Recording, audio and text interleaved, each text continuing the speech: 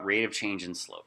So rate of change is a ratio that compares how much one quantity changes on average relative to the change in another quantity. So example one here is find the average rate of change for the data in the table. So average rate of change means the change in y divided by the change in x. And one way to say change is simply subtraction. So change in y means we're going to subtract two y values, and change in x means we're going to subtract two x values. So here in this example and here the table's actually labeled a little bit backwards because we want time to be x because time is usually an x variable and elevation is going to be y. So here to calculate the change in elevation we would do 84 minus 6.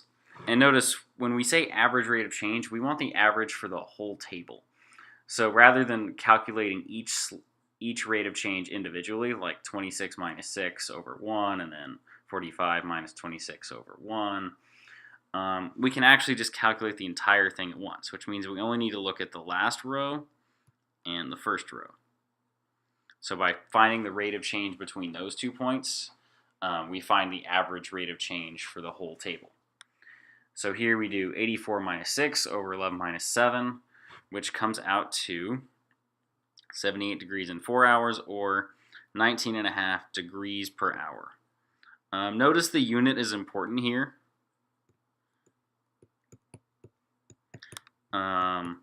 Since our x variable was hours and our y variable was degrees, then the units are in degrees per hour. So every hour, the average change is 19.5 degrees. General rule of thumb is anytime you're writing rate of change is it's always going to be y, whatever y was, per x. And this kind of holds true here. So the first one is 6 to 26 is 20, 26 to 45 is 19, 45 to 64 is 19 again, 64 to 84 is 20. So it makes sense that the average rate of change would be 19.5. So moving into this example here, so find the average rate of change for each data set. So here our time is going to be x and our people is going to be y. And again, we only have to look at last row, first row. So our change in y is 151 minus 26, and our change in x is 740 to 715. So the numerator is 125 people, and then the denominator is 25 minutes.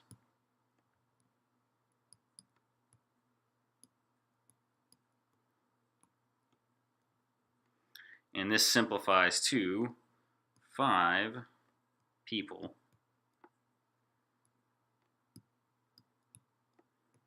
per minute.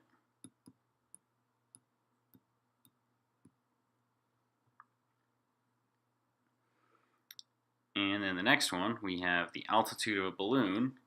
So again, this will be y, and time will be x. So our change in y, remember, only we need to look at 2 rows.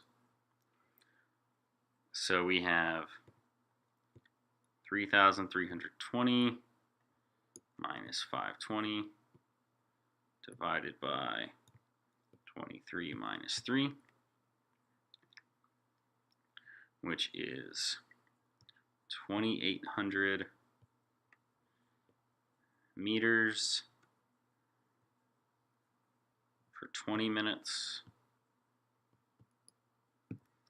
which simplifies to 140 meters per minute.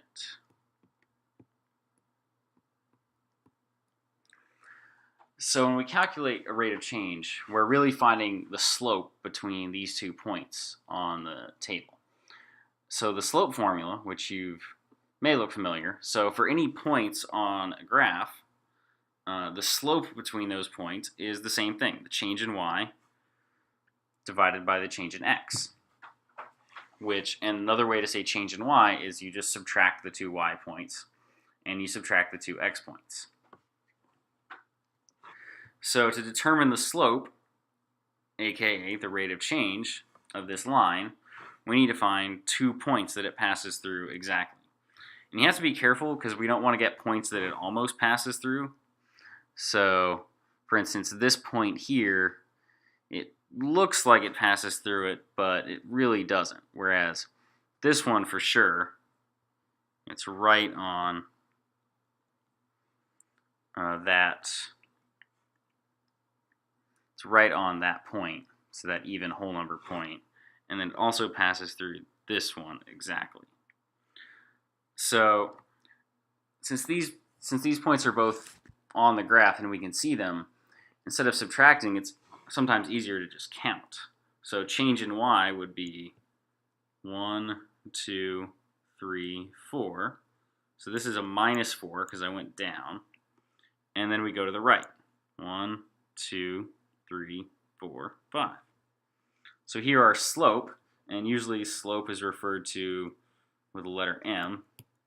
So our slope is, our change in y was -4, and our change in x was 5. So a slope of -4/5. When you're counting slope like this, you want to be careful. Whenever I count these, if I'm doing my change in x, then I always count to the right. And then when I'm doing change in y, I count up or down, depending on which way my line is. Sometimes you end up counting down and then to the left, and then you've got a double negative situation. So be careful about that.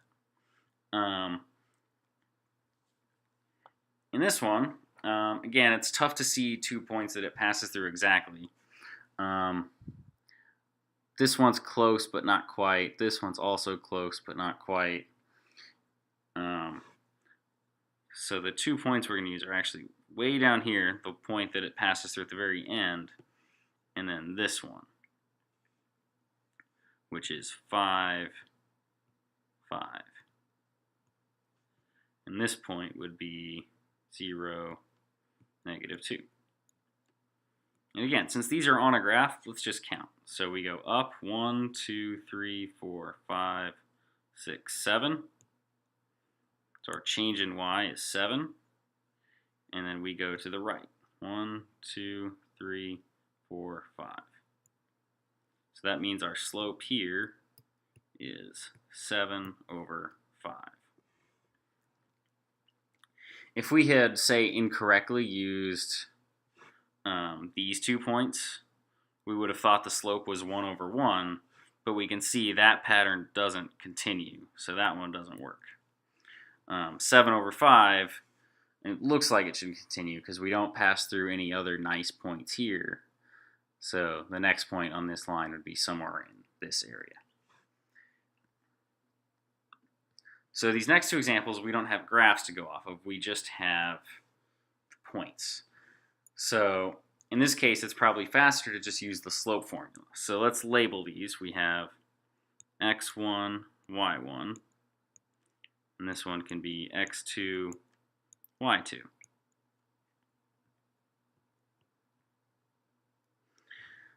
So we do y2 minus y1. So that's 13 minus 7 divided by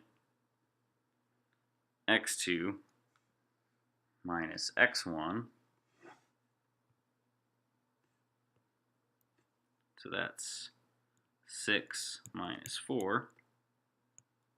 And we get 13 minus 7 is 6, I think. And 6 minus 4 is 2, which would simplify to 3. So here our slope equals 3.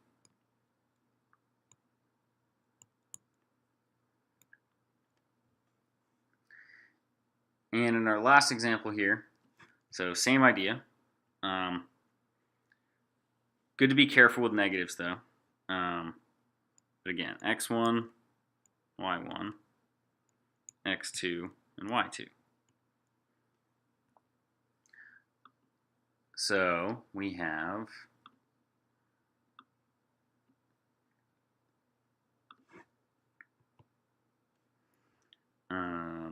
y2 minus y1, so that's 2 minus, and then y1 is negative, so that's 2 minus negative 4, divided by negative 13 minus negative 1.